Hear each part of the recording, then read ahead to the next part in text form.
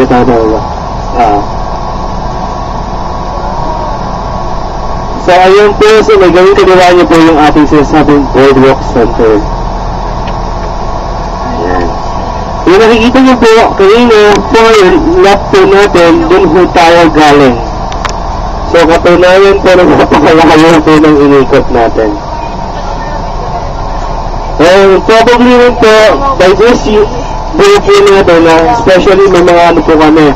Yung nakikita niyo po areas po doon na parang stage po natin, it is the areas po saan namin ginagawa yung mga Oktoberfest po namin, yung mga concert yun, ganun po. So, especially po, this time of year. Mag-i-start siguro kami by Oktoberfest kami. So, marami pa pong mga activities dyan. So, like I said, all the buildings and surrounding buildings po, marami pa rin pong mga establishment na itatayo pa. So, marami pa rin pong pwedeng ikutan pa rin.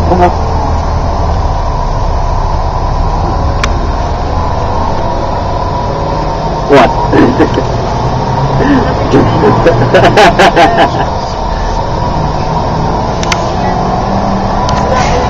So like you said, Central Business District is the Olongapo City. The main marker kung saan nag-start po yung city of Olongapo, kasi na on your right side that is Tapan Park. This is the center of Olongapo City. Ito po yung pinaka-old city during the time of Spaniards. We have also to our left side, andyan din po yung sinasabi po namin San Roque Chapel, which is built during 1950s. Andyan po yung isa sa mga aircon chapel po namin. So, aircon pa rin po siya.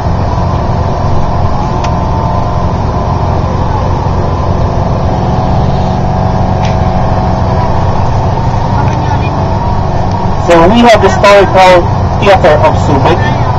The one you can see on your left side, the impoverished natin, that is what we know as Loring Hall, the cinema houses and theater of the American. Marami pa rin po kayo mga activities na i-insert pa rin po dyan.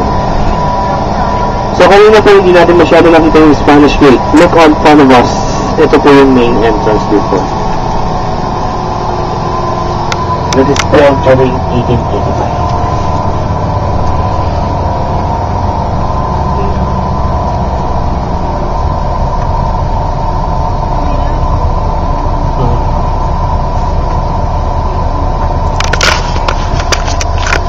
Meron na po.